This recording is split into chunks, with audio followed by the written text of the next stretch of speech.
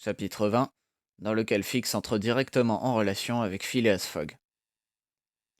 Pendant cette scène, qui allait peut-être compromettre si gravement son avenir, Monsieur Fogg, accompagnant Mistress Aouda, se promenait dans les rues de la ville anglaise. Depuis que Mistress Aouda avait accepté son offre de la conduire jusqu'en Europe, il avait dû songer à tous les détails que comporte un aussi long voyage. Qu'un Anglais comme lui fit le tour du monde un sac à la main passe encore, mais une femme ne pouvait entreprendre une pareille traversée dans ces conditions. De là, nécessité d'acheter les vêtements et objets nécessaires au voyage. Monsieur Fogg s'acquitta de sa tâche avec le calme qui le caractérisait, et à toutes les excuses ou objections de la jeune femme, confuses de tant de complaisance. C'est dans l'intérêt de mon voyage, c'est dans mon programme, répondait-il invariablement. Les acquisitions faites, Monsieur Fogg et la jeune femme rentrèrent à l'hôtel et dînèrent à la table d'hôte, qui était somptueusement servie. Puis Mistress Aouda, un peu fatiguée, remonta dans son appartement, après avoir, à l'anglaise, serré la main de son imperturbable sauveur. L'honorable gentleman, lui, s'absorba pendant toute la soirée dans la lecture du Times et de l'Illustrated London News.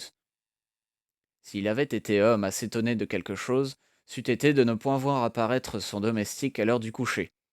Mais, sachant que le paquebot de Yokohama ne devait pas quitter Hong Kong avant le lendemain matin, il ne s'en préoccupa pas autrement. Le lendemain, Passepartout ne vint point au coup de sonnette de Monsieur Fogg. Ce que pensa l'honorable gentleman en apprenant que son domestique n'était pas rentré à l'hôtel, nul n'aurait pu le dire. Monsieur Fogg se contenta de prendre son sac, fit prévenir Mistress Aouda et envoya chercher un palanquin. Il était alors 8 heures, et la pleine mer, dont le Carnatic devait profiter pour sortir des passes, était indiquée pour 9h30. Lorsque le palanquin fut arrivé à la porte de l'hôtel, Monsieur Fogg et Mistress Aouda montèrent dans son confortable véhicule, et les bagages suivirent derrière sur une brouette. Une demi-heure plus tard, les voyageurs descendaient sur le quai d'embarquement, et là, Monsieur Fogg apprenait que le Carnatic était parti depuis la veille. Monsieur Fogg, qui comptait trouver à la fois et le paquebot et son domestique, en était réduit à se passer de l'un et de l'autre. Mais aucune marque de désappointement ne parut sur son visage, et comme Mistress Aouda le regardait avec inquiétude, il se contenta de répondre: C'est un incident, madame, rien de plus. En ce moment, un personnage qui l'observait avec attention s'approcha de lui. C'était l'inspecteur Fix qui le salua et lui dit: N'êtes-vous pas comme moi, monsieur, un des passagers du Rangoon arrivé hier? Oui, monsieur, répondit froidement monsieur Fogg, mais je n'ai pas l'honneur. Pardonnez-moi, mais je croyais trouver ici votre domestique. Savez-vous où il est, monsieur? Demanda vivement la jeune femme. Quoi? Répondit Fix, feignant la surprise. N'est-il pas avec vous? Non, répondit Mistress Aouda. Depuis hier, il n'a pas reparu. Se serait-il embarqué sans nous à bord du Carnatic? Sans vous, madame? Répondit l'agent. Mais, excusez ma question, vous comptiez donc partir sur ce paquebot? Oui, monsieur. Moi aussi, madame, et vous me voyez très désappointé. Le Carnatic, ayant terminé ses réparations, a quitté Hong Kong 12 heures plus tôt sans prévenir personne, et maintenant il faudra attendre 8 jours le prochain départ. En prononçant ces mots, 8 jours, Fix sentait son cœur bondir de joie. 8 jours! Fogg retenu 8 jours à Hong Kong! On aurait le temps de recevoir le mandat d'arrêt. Enfin, la chance se déclarait pour le représentant de la loi. Que l'on juge donc du coup d'assommoir qu'il reçut quand il entendit Phileas Fogg dire de sa voix calme: Mais il y a d'autres navires que le Carnatic, il me semble, dans le port de Hong Kong. Et Monsieur Fogg, offrant son bras à Mistress Aouda, se dirigea vers les docks à la recherche d'un navire en partance. Fix, abasourdi, suivait. On eût dit qu'un fil le rattachait à cet homme. Toutefois, la chance sembla véritablement abandonner celui qu'elle avait si bien servi jusqu'alors. Phileas Fogg, pendant 3 heures, parcourut le port en tous sens, décidé, s'il le fallait, à fréter un bâtiment pour le transporter à Yokohama. Mais il ne vit que des navires en chargement ou en déchargement, et qui par conséquent ne pouvaient appareiller. Fix se reprit à espérer. Cependant, Monsieur Fogg ne se déconcertait pas, et il allait continuer ses recherches, dût-il pousser jusqu'à Macao, quand il fut accosté par un marin sur l'avant-port. Votre honneur recherche un bateau? Lui dit le marin en se découvrant. Vous avez un bateau prêt à partir? Demanda Monsieur Fogg. Oui, votre honneur, un bateau pilote, numéro 43, le meilleur de la flottille. Il marche bien? Entre 8 et 9 milles au plus près. Voulez-vous le voir? Oui. Votre honneur sera satisfait. Il s'agit d'une promenade en mer? Non, d'un voyage. D'un voyage? Vous chargez-vous de me conduire à Yokohama. Le marin, à ces mots, demeura les bras ballants, les yeux écarquillés. Votre honneur veut rire, dit-il.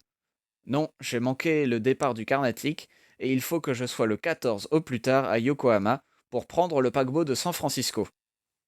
Je le regrette, répondit le pilote, mais c'est impossible. Je vous offre 100 livres, 2 500 francs par jour, et une prime de 200 livres si j'arrive à temps. C'est sérieux demanda le pilote. Très sérieux, répondit M. Fogg. Le pilote s'était retiré à l'écart. Il regardait la mer, évidemment combattu entre le désir de gagner une somme énorme et la crainte de s'aventurer si loin. Fix était dans des transes mortelles. Pendant ce temps, M. Fogg s'était retourné vers Mistress Aouda. Vous n'aurez pas peur, madame lui demanda-t-il. Avec vous, non, monsieur Fogg, répondit la jeune femme. Le pilote s'était de nouveau avancé vers le gentleman et tournait son chapeau entre ses mains. Eh bien, pilote, dit M. Fogg. Eh bien, votre honneur, répondit le pilote, je ne puis risquer ni mes hommes, ni moi, ni vous-même, dans une si longue traversée sur un bateau de 20 tonneaux à peine et à cette époque de l'année. D'ailleurs, nous n'arriverions pas à temps, car il y a 1650 milles de Hong Kong à Yokohama. 1600 seulement, dit M. Fogg. C'est la même chose. Fix respira un bon coup d'air. Mais, ajouta le pilote, il y aurait peut-être moyen de s'arranger autrement. Fix ne respira plus. Comment demanda Phileas Fogg. En allant à Nagasaki, à l'extrémité sud du Japon, 1100 milles, ou seulement à Shanghai, à 800 milles de Hong Kong. Dans cette dernière traversée, on ne s'éloignerait pas de la côte chinoise, ce qui serait un grand avantage, d'autant plus que les courants y portent au nord. Pilote, répondit Phileas Fogg, c'est à Yokohama que je dois prendre la malle américaine et non à Shanghai ou à Nagasaki. Pourquoi pas, répondit le pilote. Le paquebot de San Francisco ne part pas de Yokohama. Il fait escale à Yokohama et à Nagasaki, mais son port de départ est Shanghai. Vous êtes certain de ce que vous dites? Certain. Et quand le paquebot quitte Shanghai? Le 11 à 7 heures du soir. Nous avons donc 4 jours devant nous. 4 jours, c'est 96 heures, et avec une moyenne de 8 milles à l'heure, si nous sommes bien servis, si le vent tient au sud-est, si la mer est calme, nous pouvons enlever les 800 milles qui nous séparent de Shanghai. Et vous pourriez partir dans 1 heure. Le temps d'acheter des vivres et d'appareiller. Affaire convenue. Vous êtes le patron du bateau? Oui, John Bunsby, patron de la Tankadère. Voulez-vous des arts? Si cela ne désoblige pas votre honneur. Voici 200 livres à compte, monsieur, ajouta Phileas Fogg, en se retournant vers Fix. Si vous voulez profiter. Monsieur, répondit résolument Fix, j'allais vous demander cette faveur. Bien, dans une demi-heure, nous serons à bord. Mais ce pauvre garçon, dit Mistress Aouda, que la disparition de Passepartout préoccupait extrêmement. Je vais faire pour lui tout ce que je puis faire, répondit Phileas Fogg.